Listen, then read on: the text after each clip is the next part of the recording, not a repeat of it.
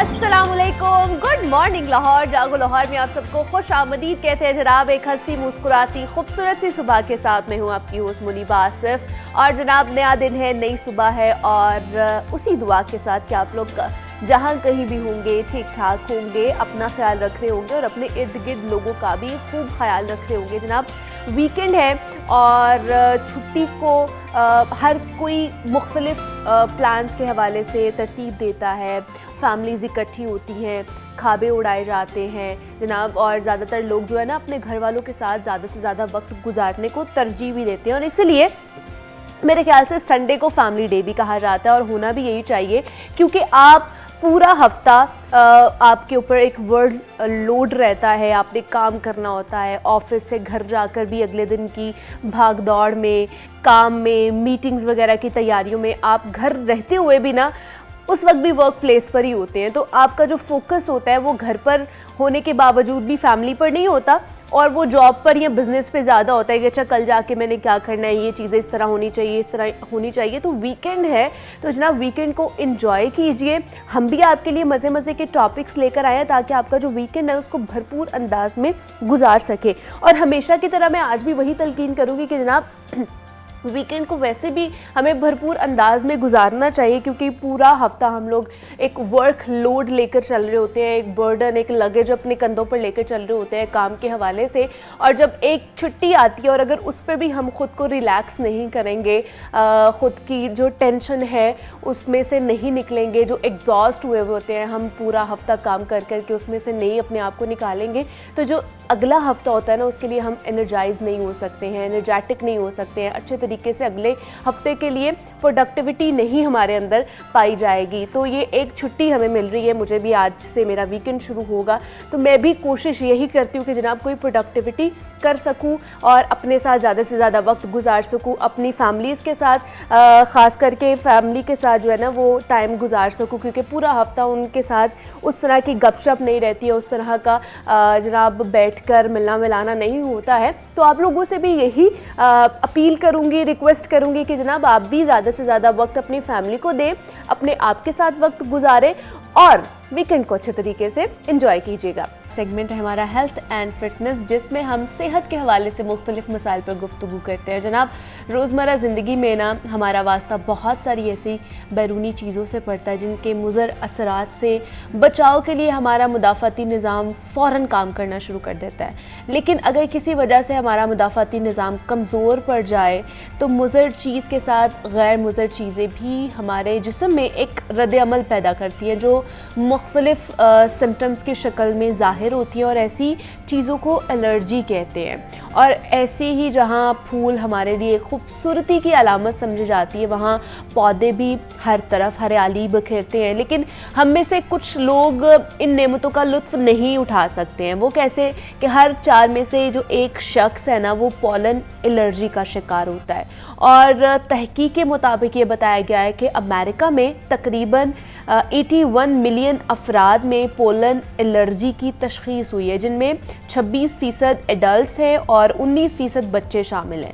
और क्या दीगर एलर्जीज़ की तरह पोलन एलर्जी से भी बचा जा सकता है, या फिर पोलन एलर्जी है क्या, इसके साइंस एंड सिम्टम्स क्या है, कितनी इकसाम है, इस हवाले से आज हम डिटेल में गुफ्तगू करेंगे। क्योंकि जनाब जिस तरह की मेरी हालत है पिछले 3 दिनों से, मुझे भी समझ नहीं आ रही कि ये एलर्जी है या फिर ये जो आम हमारा फ्लू होता है ये वो है। और बहुत से लोग अभी भी जो हमें देख रहे हैं वो भी इस सारी सिचुएशन से 2-4 होंगे, तो सबकी कन्फ्यूजन आज हमने ना क्लियर करनी है। हमारे साथ डॉक्टर अब्दुल हसीब दानिश मौजूद हैं जो कि ENT स्पेशलिस्ट हैं। डॉक्टर दानिश आपको वेलकम कहती हूँ जागो लाहौर में। कैसे हैं आप? जी अल्हम्दुलिल्लाह, आप ठीक हैं? मैं भी बिल्कुल ठीक ठाक, बस आपके सामने हूँ। जो डिस्कशन हम कर रहे थे कि मुझे भी समझ नहीं आ रही ये एलर्जी है या क्या है।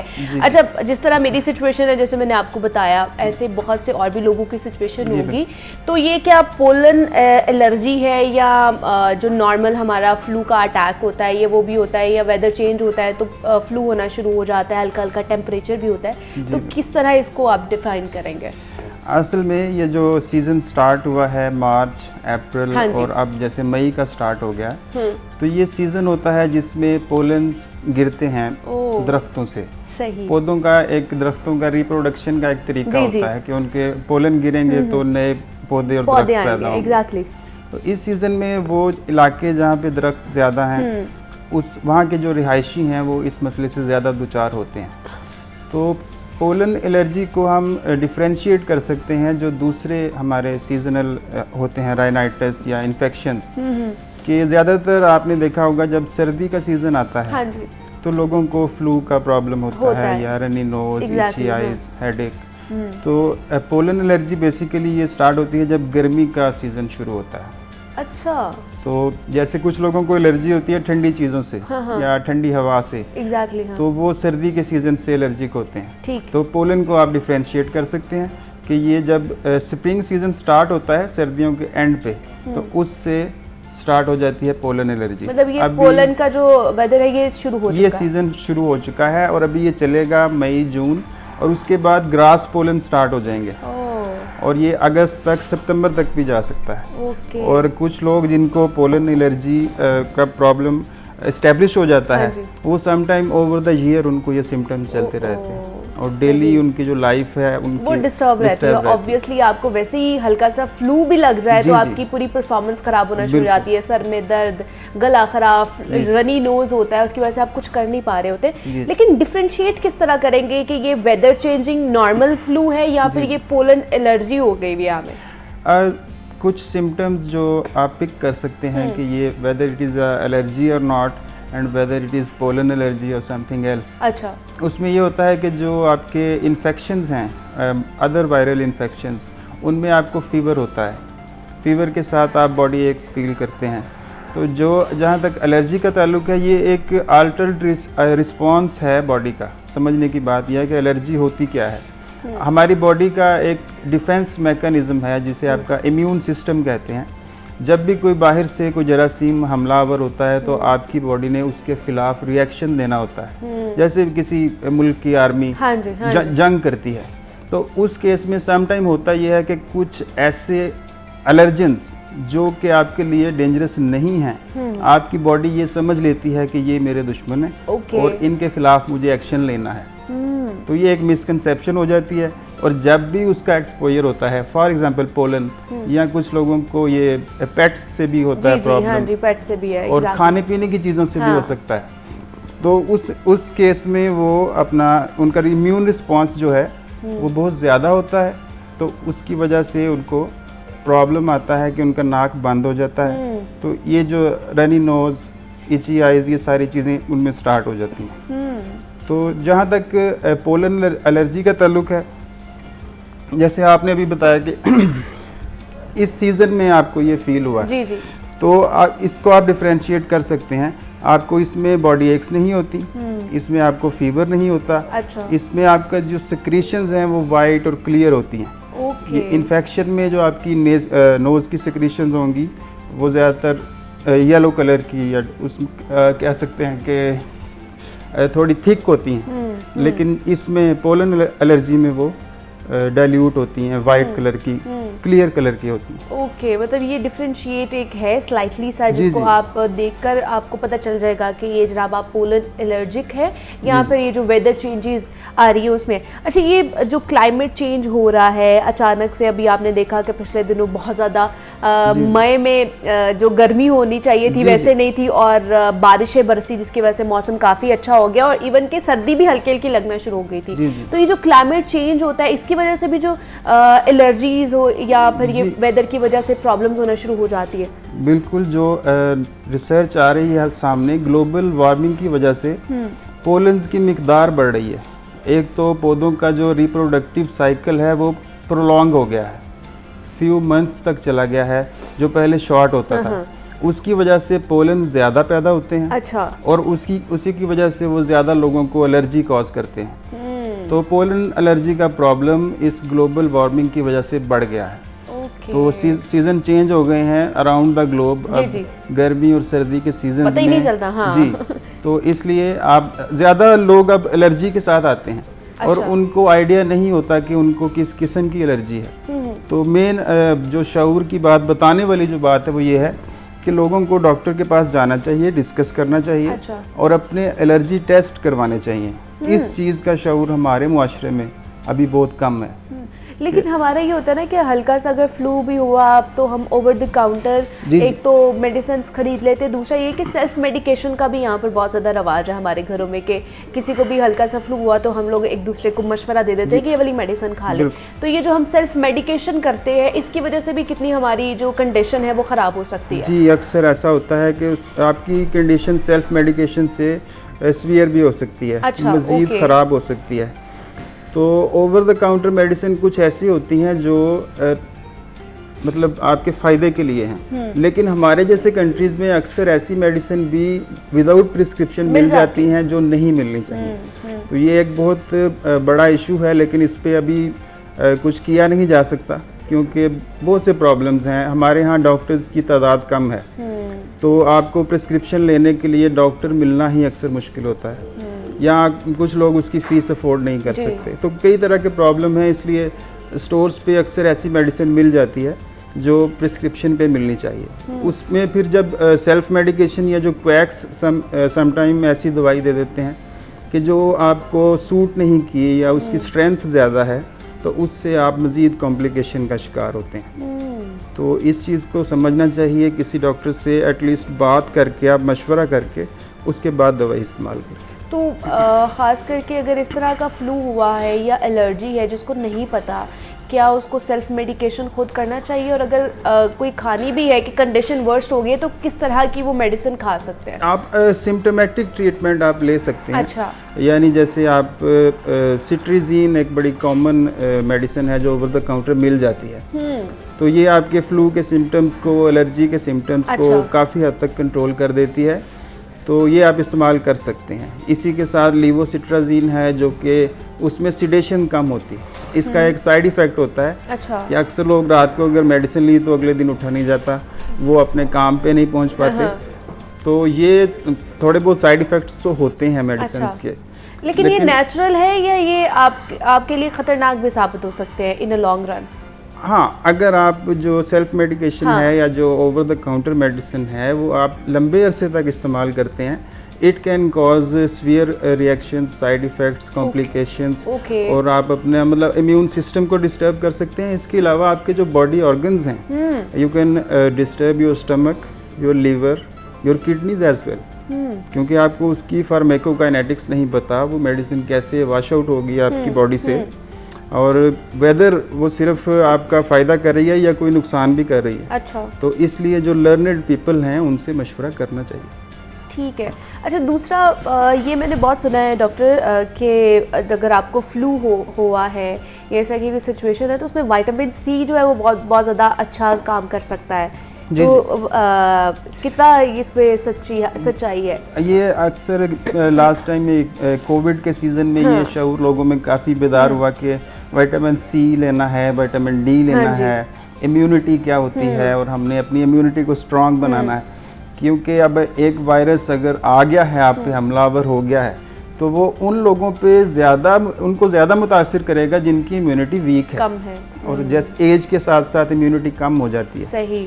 तो जो हमारे 40+ लोग होते हैं उनको स्टार्ट कर देने चाहिए अपने मल्टीविटामिन उसमें। लेकिन ज़रूरी होता है कि आप ये आइडेंटिफाई करें, आपका फिजिशियन ये आइडेंटिफाई करे कि आपने कौन से विटामिन आपके लिए ज़्यादा ज़रूरी हैं। For example immunity boosting vitamin की बात करें तो उसमें vitamin E, vitamin C, vitamin D, zinc, ये चीज़ें आपकी इम्यूनिटी को स्ट्रॉन्ग करती हैं। तो विटामिन सी और विटामिन डी ये ज़्यादा अहम हैं और ये लेने चाहिए। ये कितनी मिकदार में लेने हैं और किस तरह से लेने हैं, ये चीज़ आप इस चीज़ को आप खुद अगर नहीं समझ सकते तो अपने डॉक्टर से मशवरा करें और अपनी मेडिसिन स्टार्ट कर लें।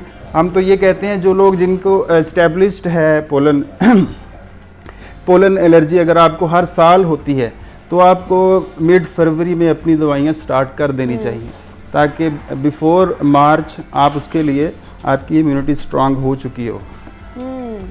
तो विटामिन सी, विटामिन डी, ये चीज़ें आपको इम्यून सिस्टम को बूस्ट करती हैं। अच्छा, तो लेकिन फिर भी वो अपने फिजिशियन से पूछ के कंसल्ट करके इस तरह की कोई भी चीज़ें खानी चाहिए? जी, कोई भी medicine without the advice of your physician नहीं लेनी चाहिए, बेहतर तो ये है। अच्छा, और ये एलर्जीज कितने किस्म की हो सकती है? एलर्जी बेसिकली हाइपर सेंसिटिविटी है आपकी बॉडी की। अच्छा। सेंसिटिविटी का मतलब आपकी जो इम्यूनिटी है उसने जब आपके बाहर से जो एलर्जन आते हैं उनके खिलाफ एक जंग करनी है, तो सम टाइम अगर वो ज़रूरत से ज़्यादा जंग कर रही है या कोई ऐसी चीज़ जो दुश्मन नहीं है उसको दुश्मन समझ के जंग कर रही है, इसको हम सेंसिटिविटी कहते हैं कि you are overly sensitive to the things which are not dangerous for you. Okay, तो हाइपर सेंसिटिविटी की वैसे तो 3 टाइप्स होती हैं, लेकिन ये टाइप 1 की हाइपर सेंसिटिविटी है जिसको एलर्जी कहते हैं। जैसे स्किन एलर्जी होती है, हाँ जी, हाँ तो वहाँ पे आप रेडनेस स्टार्ट हो जाती है। कुछ लोगों को अपना अंडे से, दूध से, तो कोई भी चीज़ ऐसी आप लेते हैं तो आपका वो ट्रिगर हो जाता है, ट्रिगर पॉइंट हो जाता है। ट्रिगर जब आपका होता है तो आपकी वो हाइपर सेंसिटिविटी स्टार्ट हो शुरू हो जाती है। अच्छा, क्या ये अगर पोलन एलर्जी की ही बात की जाए तो इसके सीज़न आने से पहले कोई प्रिवेंटिव मेजर्स लिए जा सकते हैं जिनको इससे एलर्जी है, कोई वैक्सीन लगवाई जा सके या कोई ऐसी चीज़ें करें वो? देखें, आपने जैसे हम हमेशा से सुनते हैं, हाँ जी, एहतियात इलाज से बेहतर है।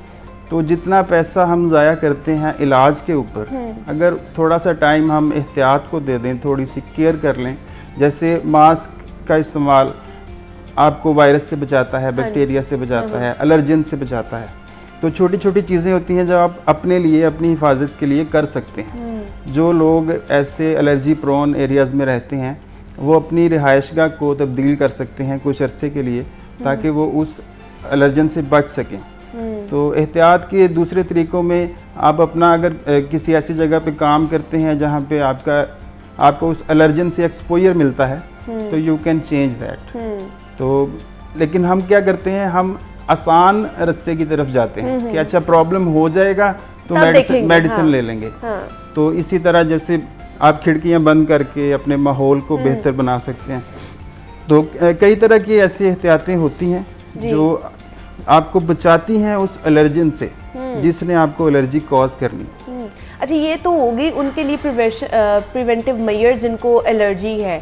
अच्छा, बहुत से लोग हैं जिनको गर्मी शुरू होती है, जैसे पहले भी मैं आपसे बात करती कि गर्मी या वेदर चेंज होता है तो फ्लू होना शुरू हो जाता है, छींकें आना शुरू हो जाती है। एलर्जी नहीं होती लेकिन नॉर्मल वेदर चेंज की वजह से होता है, तो उनके लिए क्या टिप्स देंगे आप? जहाँ तक ताल्लुक है नॉर्मल जो फ्लू है या सोर थ्रोट है, उसके लिए आप ये कर सकते हैं कि अक्सर लोगों को ठंडी चीज़ों से एलर्जी होती है। ठंडा सीज़न चेंज में वो ठंडा पानी पी लेते हैं और वो उनके लिए बायस बन जाता है ज़ुकाम का या गले ख़राब का, खांसी का। इसी तरह ठंडी हवा से भी कुछ लोग एलर्जिक होते हैं। तो ज़्यादातर जो हमारे पास पेशेंट आते हैं ठंडी या खट्टी चीज़ के इस्तेमाल का उससे ताल्लुक़ होता है। अच्छा। या तो उन्होंने कोई खट्टी चीज़ इस्तेमाल की, उससे उनको ये प्रॉब्लम हो गया। अचार ख़ास तौर पे लोग इस्तेमाल करते हैं, उससे उनका सोर थ्रोट और फ्लू हो जाता है। तो ऐसी चीज़ों से आपने बचना है। ठंडी और खट्टी चीज़ों से अगर आप बचे रहें तो आप सीजनल चेंज में इस चीज़ को कंट्रोल कर सकते हैं। लेकिन आगे तो आई गर्मी रही है और लोग कहेंगे कि हम ठंडा पानी पिए, ठंडे मशरूबात का इस्तेमाल करें। जी, जो आम लोग हैं वो मोहतात रहते हुए ठंडी चीज़ें इस्तेमाल करें, लेकिन जो एलर्जिक लोग हैं, जो मतलब पोलन एलर्जी जिनको एस्टेब्लिश हो चुकी है, उनको इसका एहतियात करना चाहिए। बिल्कुल ऐसे ही, और ज़्यादा ठंडा पानी भी नहीं पीना चाहिए, वो भी आपकी सेहत के लिए जो है वो नुकसानदेह साबित हो सकता है। तो हमारे साथ doctor Abdul Haseeb Danish ENT specialist हमारे साथ मौजूद है। डॉक्टर साहब, बहुत शुक्रिया आपके वक्त का कि आप यहाँ पर आए और पोलन एलर्जी के हवाले से बात कर रहे थे, और बाकी भी जो वेदर चेंज होता है जिसकी वजह से फ्लू, गला ख़राब, बुखार, हेडेक होना शुरू हो जाती है, जिसकी मिसाल में सामने बैठी हुई कि पिछले 3 दिनों से मेरी ये सिचुएशन बनी हुई है, लेकिन उम्मीद करते हैं कि अब बेहतर हो जाएगी। और जिससे डॉक्टर साहब ने भी बात कि एलर्जी की भी मुख्तलिफ इकसाम है, डस्ट एलर्जी है, पेट्स एलर्जी है, स्किन की एलर्जी भी हो जाती है, रैशेस पड़ना शुरू हो जाते हैं, गर्मी दाने निकलना शुरू हो जाते हैं। तो इनसे किस तरह बचा जा सकता है जनाब कि गर्मी दाने जब निकलते हैं, गर्मी ज़्यादा होती है, तो योगा के थ्रू वो भी, कोई आपको मेडिकेशन नहीं करनी, किसी डॉक्टर के पास नहीं जाना, योगा आप करेंगे तो आपके बेहतर हो सकती है ये कंडीशन। तो योगी नईम साहब हमारे साथ मौजूद हैं, उनकी तरफ चलते हैं और ये इस हवाले से जानते हैं कि वो क्या योगा टिप्स हमें देने वाले हैं। जी योगी नईम साहब। अस्सलाम वालेकुम व्यूअर्स, आज हम बात करेंगे गर्मी दानों पे। गर्मी का एहसास, गर्मी की शिद्दत जो जिस्म पे महसूस होती है, मुंह में आपको प्यास महसूस होती है, हलक में प्यास महसूस होती है, आप पानी भी पीते हैं लेकिन फिर भी आपके जिस्म में जो है वो पानी की कमी है, आप पानी पीते हैं लेकिन फिर भी आपको बहुत ज़्यादा प्यास लगती है, हर वक्त मुंह खुश्क रहता है। आप पानी पीते हैं लेकिन आपका मुंह पक जाता है, आपके गर्मी दाने मुंह में बन जाते हैं। आपको योगा इसमें कैसे हेल्प करता है, योगा के ज़रिए से इन चीज़ों से कैसे बचा जा सकता है, बग़ैर टैबलेट्स के, बग़ैर मेडिसिन के अपने जिस्म की जो गर्मी है उसको कैसे कम किया जा सकता है। योगा आपको बड़ी आसानी से कुछ चीज़ें बताता है जो आप अपने घर में बैठे कर सकते हैं। एक ब्रीदिंग है जिसका नाम है सितकारी। सितकारी प्राण का लफ्ज़ी मतलब संस्कृत ज़ुबान का लफ्ज़ है। इसका लफ्ज़ी मतलब जो है वो चूसना या चूमना है। तो आपने सांस इस तरह लेना जिस तरह चूसते हैं किसी चीज़ को, सक करते हैं। टेक्निक ये है कि सांस आपने लेते वक्त ज़ुबान को फोल्ड कर लेना है पीछे की तरफ, ज़ुबान का नीचे वाला हिस्सा ऊपर तालू पे टच कर लेंगे और दांत साथ मिला लेंगे। दांत मिला के थोड़े होंठ खोल लेंगे, मुंह के ज़रिए से सांस लेंगे और नाक के ज़रिए से खारिज कर देंगे। मुंह के ज़रिए से सांस लेंगे, नाक के ज़रिए खारिज कर देंगे। ज़ुबान फोल्ड रहेगी, ज़ुबान पीछे की तरफ फोल्ड होगी, नीचे वाला हिस्सा ऊपर तालू पे टच करना है।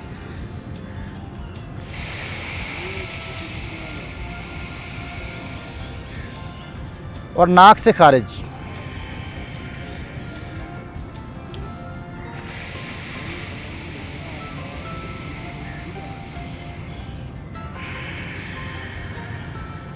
ये ठंडी प्राण है। ये आपके अंदर के गर्मी के जो मसाइल हैं, मुंह में गर्मी दाने बन जाते हैं, आपको गर्मी लगती है बहुत ज़्यादा, पसीना बहुत ज़्यादा आता है, गर्मी आपको जो है वो मुंह में एहसास होता है, गले में खुश्की महसूस होती है, पानी की प्यास बार बार लगती है।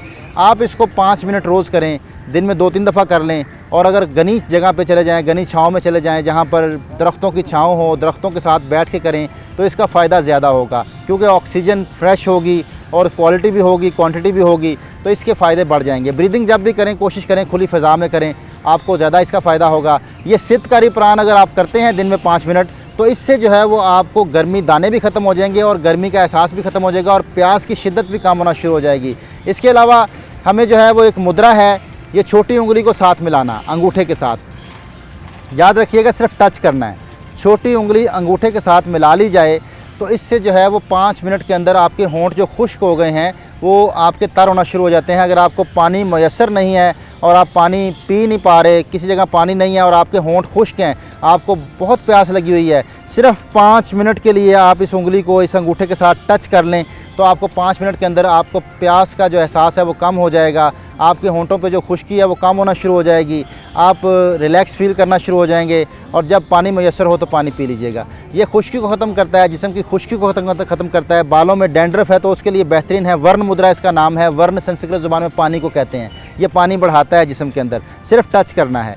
और इसके अलावा जिनके मुंह में गर्मी दाने हैं और वो बग़ैर दवाई के ठीक करना चाहते हैं, बहुत अच्छा एक टिप है, एक ही रात में फ़र्क पड़ जाएगा। और जनाब योगी नईम साहब हमारे साथ मौजूद थे, योगा बता रहे थे कि किस तरह गर्मी दानों से बचा जा सकता है। योगी साहब बहुत शुक्रिया आपके वक्त का। जनाब अब कुछ बात कर लेते हैं मुल्क की सियासी सूरत हाल की। तो इस्लामाबाद हाई कोर्ट में इमरान खान एक मुकदमे में ज़मानत के लिए आए और उन्हें कई मुकदमात में ज़मानत मिल गई है। इमरान खान के वकीला एक के बाद एक मुकदमे में इमरान खान की ज़मानत की दरख्वास्त करते रहे और एक के बाद दूसरी बेंच बनती रही और इमरान खान की दरख्वास्तें कबूल करती गई। पहले इस्लामाबाद हाई कोर्ट ने अल कादर ट्रस्ट करप्शन केस में इमरान खान को 2 हफ्ते की अबूरी ज़मानत दी और 2 रुकनी बेंच ने हुक्म दिया कि रियासत इमरान खान की सिक्योरिटी को यकीनी बनाए और इमरान खान ये वाज़े डिक्लेरेशन दे कि गिरफ्तारी के बाद जो भी वाक़यात हुए हैं उसकी मज़म्मत करते हैं। और रिहाई के बाद हमने देखा कि इमरान खान कल रात ज़मान पार्क पहुंचे, जहां पर कारकुनान ने पुरजोश अंदाज में उनका इस्तकबाल किया, मिठाइयाँ बांटी गई और भरपूर जश्न भी मनाया गया। जबकि दूसरी जानिब पीडीएम का अहवाल आपको सुनाती चलूँ तो पीडीएम ने जजेस के रवैये के ख़िलाफ़ पीर के रोज़ 15 मई को सुप्रीम कोर्ट के बाहर एहतजाज और धरने का ऐलान किया है। और याद रहे कि जनाब सुप्रीम कोर्ट इलेक्शन कमीशन की इलेक्शंस की तारीख पर नज़र सानी की जो दरख्वास्त है वो भी 15 मई को समाअत के लिए उन्होंने मुकर्रर कर रखी है। तो मज़ीद क्या सूरत हाल है, क्या सारी चीज़ें हैं, उस हवाले से भी बात करेंगे। लेकिन जनाब कल का जो सारा सिनेरियो हुआ कि इमरान खान को पेश किया गया अदालत में, अल कादर जो ट्रस्ट था, करप्शन केस, उसमें उनकी ज़मानत हो चुकी है। 2 हफ्ते की जनाब उन्हें रिलीफ दिया गया है और 2 हफ्ते तक किसी भी मुकदमे में उन्हें गिरफ़्तार नहीं किया जाएगा। इस्लामाबाद हाई कोर्ट की तरफ से जनाब ये फ़ैसला सामने आया है और ये फुटेजेस जो आप देख सकते हैं कि जिसमें उनको जब ज़मानत मिली और रिहाई के बाद वो सबसे मिल रहे हैं, उनकी जो बहनें हैं वो वहाँ पर मौजूद हैं, उनका इस्तकबाल किया जा रहा है और उन्हें गले लगाया जा रहा है और इसके साथ साथ बाकी भी जो उनके दोस्त अहबाब हैं वो भी वहाँ पर मौजूद हैं।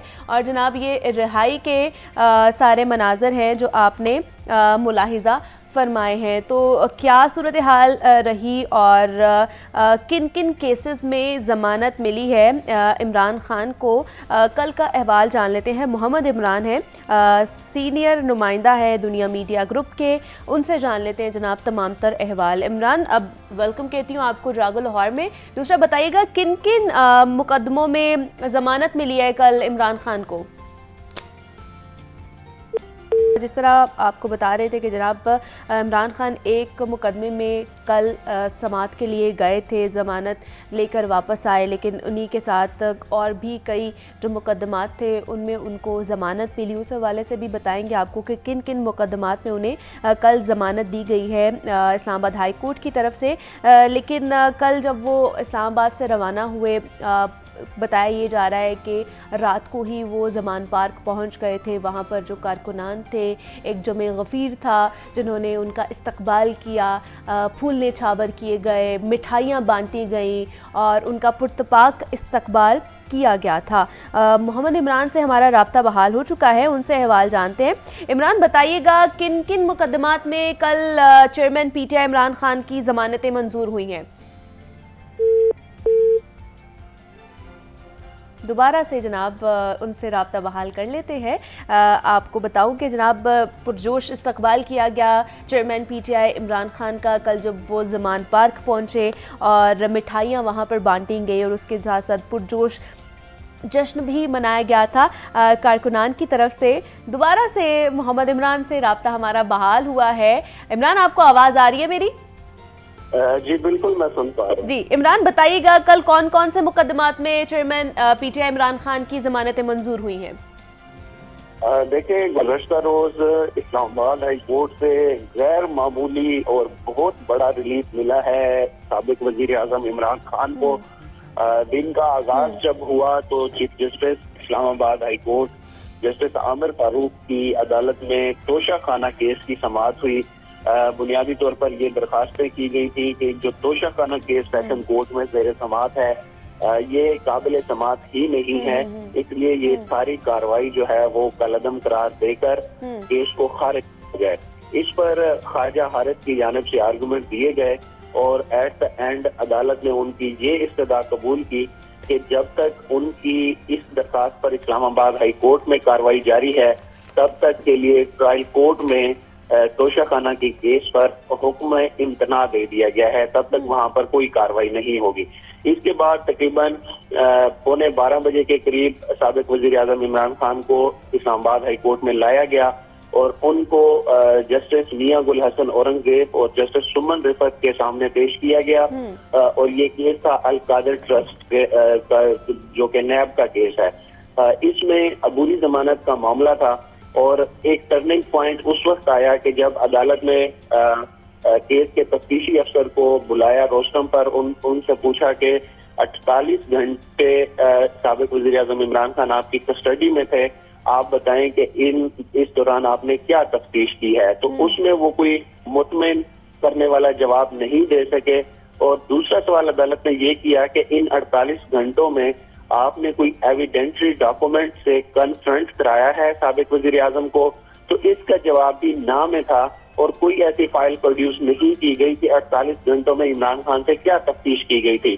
तो उस पर फिर अदालत ने ये फैसला दिया कि इमरान खान को 2 हफ्तों की इंटरिम बेल ग्रांट की गई, 10 लाख रुपए के मचल के और 2 श्योरिटीज के इवज। इसके बाद एक और केस था जिसमें इमरान खान ने अल कादिर ट्रस्ट केस में इंक्वायरी रिपोर्ट तलब की थी वो नैब ने फराहम कर दी, तो वो दरखास्त जो है गैर मौसर हो गई। देन सिंगल बेंच जस्टिस मियां गुल हसन औरंगजेब ने कुछ इमरान खान की मजीद दरखास्तें थी, जिनमें इस्लामाबाद में हिडन मुकदमात जिनका मालूम नहीं है इमरान खान को, उसमें ये रिलीफ दिया कि किसी भी मुकदमे में इमरान खान को गिरफ्तार ना किया जाए 17 मई तक। इसके बाद केसेस जो है वो दुष्ट की अदालत में शिफ्ट हुए और तारिक महमूद जहांगीरी ने केसेस की समाअत की। बुनियादी मुकदमा जो इसमें पहले था सिंगल बेंच के रूबरू, वो जिले शाह के मर्डर का मुकदमा था, जो कि थाना सरवर रोड लाहौर में दर्ज है। उसमें इमरान खान की हिफाजती जमानत जो है वो 10 रोज के लिए मंजूर की गई है कि इमरान खान लाहौर की अदालत में जाकर सरेंडर कर सकते हैं। फिर 2 रुकनी बेंच ने मजीद मुकदमात की समाअत की। ये 3 मुकदमात थे जो कि इमरान खान की गिरफ्तारी के बाद लाहौर में दर्ज किए गए थे। उनमें इमरान खान के वकील बैरिस्टर सलमान सफदर ने ये मौक़िफ़ अपनाया कि इमरान खान कस्टडी में थे, नैब की तहवील में थे, और उसके पीछे क्या हो रहा है वो इमरान खान का जिम्मा नहीं है। इमरान खान वहां पर मौजूद नहीं थे, लेकिन उनकी अदम मौजूदगी में ये तीनों मुकदमा दर्ज किए गए हैं। तो इनमें इमरान खान को हिफाजती जमानत दी जाए ताकि लाहौर में ये मुकदमात हैं, वहां पर जाकर वो मुतल्लिका अदालत में पेश हो सके। पीटीएम ने जो धरने का ऐलान किया है 15 मई को सुप्रीम कोर्ट के बाहर, तो उसका क्या अहवाल है, इमरान से जान लेते हैं। इमरान बताइएगा, सुप्रीम कोर्ट के बाहर एहतजाज और धरने का भी ऐलान किया गया है पीर के दिन पीटीएम की तरफ से। बिल्कुल ऐसा ही है कि पीटीएम का गुज़श्ता रोज एक इजलास हुआ था जिसमें यह फैसला किया गया है कि सुप्रीम कोर्ट के बाहर धरना दिया जाएगा, और इस चीज पर पीटीएम ने बहुत नागवारी का इजहार किया है। जो इमरान खान को सुप्रीम कोर्ट से रिलीफ मिला था, क्योंकि उनकी गिरफ्तारी को हाई कोर्ट ने कानूनी करार दिया था, जिसके बाद पीटीआई ने सुप्रीम कोर्ट से रुजू किया था, तो उसमें अदालत ने उनकी गिरफ्तारी को गैर कानूनी करार देकर चीजों को रिवर्स कर दिया था। और 9 मई दिन 2:20 की जो पोजीशन थी, यानी कि जब इमरान खान बायोमेट्रिक ब्रांच में मौजूद थे, उस तक मामला को रिवर्स कर दिया था। और पीडीएम को ये चीज नागवार गुजरी है, क्योंकि आपने देखा होगा कि एकदम से पीपल्स पार्टी, मुस्लिम लीग नून और JUI और दीगर पीडीएम की जमातों के रहनुमाओं की प्रेस कॉन्फ्रेंस स्टार्ट हो गई थी, और लग ये रहा था कि इमरान खान आप गिरफ्तार हुए हैं तो उनकी मुकदमात दर मुकदमात में गिरफ्तारी आगे चलती जाएगी। और उनका 8 रोजा जिस्मानी रिमांड भी नैब की अदालत ने मंजूर किया था, लेकिन वो सिर्फ 48 घंटों बाद ही रिहा हो गए। तो इस पर पीडीएम को सख्त तशवीश है और वो अब एहतजाज करने जा रही है सुप्रीम कोर्ट के बाहर। इसमें पीपल्स पार्टी ने भी यकीन दहानी करा दी है कि उनके कारकुनान भी इस एहतजाज में शिरकत करेंगे, क्योंकि अमली तौर पर पीपल्स पार्टी अभी भी पीडीएम का हिस्सा नहीं है। आपको याद होगा कि ये इमरान खान की हुकूमत खत्म होने से पहले कुछ ऐसे इख्तलाफात सामने आए थे कि जो पीपल्स पार्टी है और ANP है, उन्होंने पीडीएम से किनारा कर दिया था। ताहम बाद में उन्होंने मिलकर स्ट्रगल की और इमरान खान को अदम एतमाद के जरिए हुकूमत से आउट किया था। अच्छा, और दूसरा ये तो एहतजाज का धरना दिया गया है इमरान 15 मई को सुप्रीम कोर्ट के बाहर पीडीएम की तरफ से। दूसरी तरफ हमने देखा है कि इलेक्शन कमीशन ने भी जो इलेक्शन की तारीख है उसके हवाले से नज़रसानी की दरख्वास्त की थी, और वो उसकी समाअत भी 15 मई को ही मुकर्रर की गई है। तो एक तरफ धरना होगा, दूसरी तरफ सुप्रीम कोर्ट में इस हवाले से भी, इलेक्शंस के हवाले से भी समाअत है। तो किस तरह की सिचुएशन आप देख रहे हैं? ये काफी हैक्टिक दिन होगा यकीनन, क्योंकि पीडीएम को अगर देख लें, यहाँ पर इस्लामाबाद में शायद उतने ज्यादा पीपल्स पार्टी के वर्कर बाहर ना निकलें, और मुस्लिम लीग नून के भी वर्कर्स की कोई बहुत बड़ी तादाद जिसे हम कहें वो आपको देखने में ना आए। लेकिन JUI के यहाँ पर इस्लामाबाद में काफी ज्यादा मदारस हैं, उनके स्टूडेंट्स बहुत ज्यादा हैं, तो उनके स्टूडेंट्स की बड़ी तादाद आपको इस मुजाहिरे में देखने को मिलेगी। और शराए दस्तूर पर क्योंकि वैसे ही गैर मामूली सिक्योरिटी के इंतजाम होते हैं, तो उस दिन मजीद ज्यादा सिक्योरिटी वहाँ पर तैनात की जाएगी ताकि किसी गैर शाइस्ता और नाखुशगवार वाक़े से बचा जा सके। और ये बड़ा इम्पोर्टेंट केस है जो कि खैबर पख्तूनख्वा और पंजाब में इंतखाबात से मुतल्लिक है। 14 मई की डेट दी गई थी सुप्रीम कोर्ट की जानिब से कि 14 मई को पंजाब में इंतखाबात कराए जाए, लेकिन ये चीज हुकूमती फंड से मशरूत थी जो कि जारी नहीं किए गए। तो इसलिए इलेक्शन कमीशन ने सुप्रीम कोर्ट में नजरसानी अपील दायर की थी कि 14 मई को इलेक्शंस का इनेकाद नामुमकिन है। इससे पहले वफाकी हुकूमत की जानिब से ये करारदादें भी पास की जा चुकी हैं कि मुल्क के मुआशी हालात के बाद 21 अरब रुपए की जो रकम है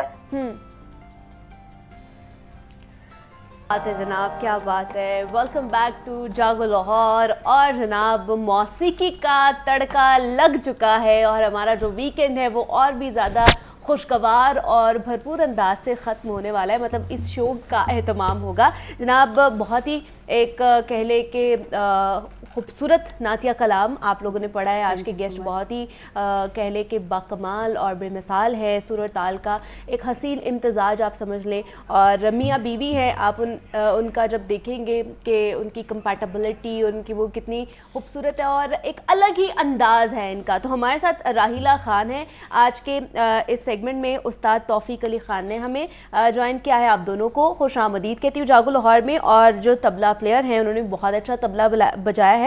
शहबाज अली खान ने भी हमें ज्वाइन किया है। शहबाज आपको भी खुश आमदीद कहते हैं। आप दोनों कैसे हैं? ठीक है आप दोनों? जी बिल्कुल खैरियत से।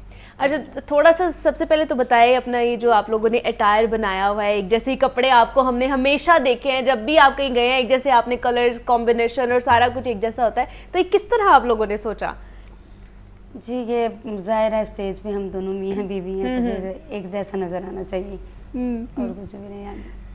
तो किसका मतलब इंटरेस्ट ज़्यादा था मौसीकी में और किसने किसको कन्विंस किया शादी के बाद?